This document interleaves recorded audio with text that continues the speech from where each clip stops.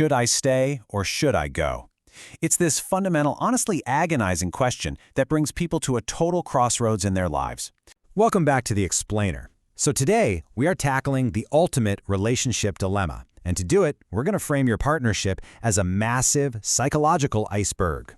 You know, when a relationship gets rocky, we usually only see the surface level stuff. But today, we are diving deep into those massive hidden depths right underneath. So ask yourself, should I stay or should I go? It's this fundamental, honestly agonizing question that brings people to a total crossroads in their lives. When you hit this point, you're probably constantly weighing the pros and cons, right? You're desperately seeking an answer that feels completely 100% right before you make a move. Okay, let's dive right into this, because waiting around for a completely doubt-free decision is actually a massive trap, and here's why.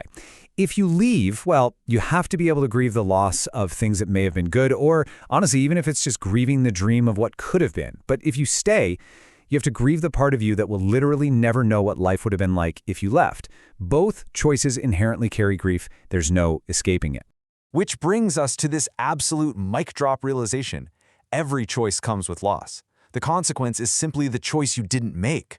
You know, sometimes people experience a breakup with such an intense ache and longing that it actually mirrors addiction withdrawal in the brain. It's that powerful. But here's the thing.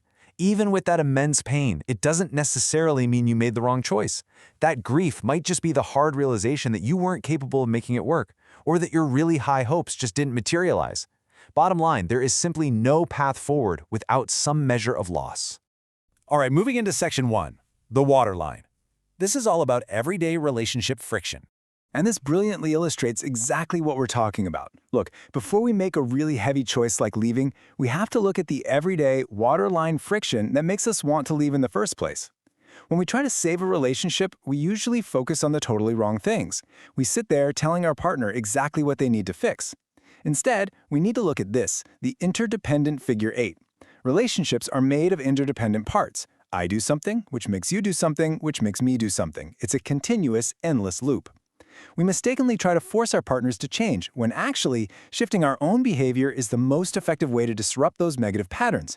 If you just stop reacting the way you always do, say you stay and listen instead of instantly walking out of the room, sooner or later, your partner literally cannot continue doing the same thing. They have to adapt. Which brings us to section 2, the hidden dimension, clashing operating systems. Now, what's really interesting about this is how it maps out why those everyday negative patterns form. We have to dive below the surface and look at how our personal backgrounds actually dictate our behavior. Take the ultimate relationship battlefield, for instance, washing the dishes. So partner A's operating system is super simple. Eat, hang out, let the food digest, and maybe do the dishes at the very end of the night. But partner B's operating system? Eat, clean up immediately before the grease sets in, and then hang out. We so strongly believe that the way we were brought up is the right way that we project these adopted operating systems right onto our partners. Instead of creating a new unified system together, this tiny little difference in a dishwashing routine causes immense world-ending friction. So the crucial point here is this amazing reframe. It's not what you fight about, it's what you fight for. An argument over dirty dishes is never, ever just about the dishes. At first, yeah, maybe you just disagree on the timing. But slowly, because you can't come to an agreement, the kitchen sink just becomes this major point of emotional contention.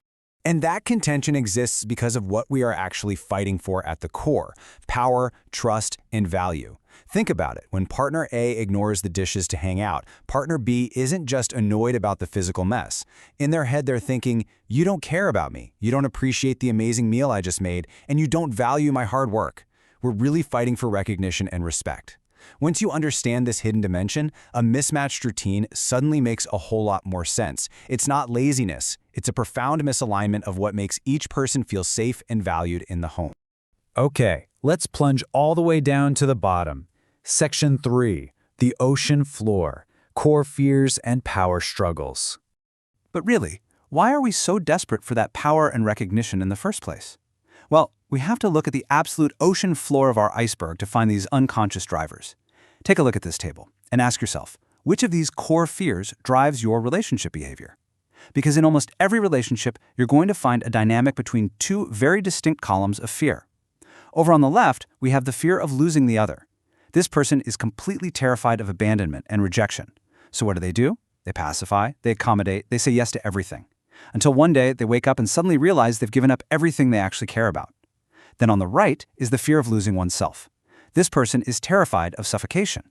They feel like letting the other person influence them is a total loss of their own identity, so they just fight for control and constantly insist on getting their way. Which brings us to a really massive revelation. Power is just the defense. The majority of power struggles in a relationship aren't actually about power at all. They're just defensive, surface-level behaviors used to mask those deep core fears we just talked about, abandonment or suffocation.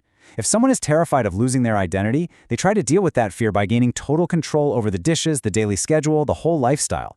They aren't trying to be mean. They are just trying to build a fortress to keep their identity safe.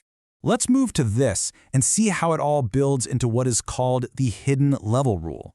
The rule is, don't just go for what you see, because what you see isn't necessarily what it is. You must always look a level below the surface behavior. If your partner is fighting for control, the real issue isn't the fighting itself. The issue is that they are deeply, deeply afraid of something. To truly figure out whether a relationship is worth saving, you have got to stop fighting the surface behavior and start addressing the underlying fear.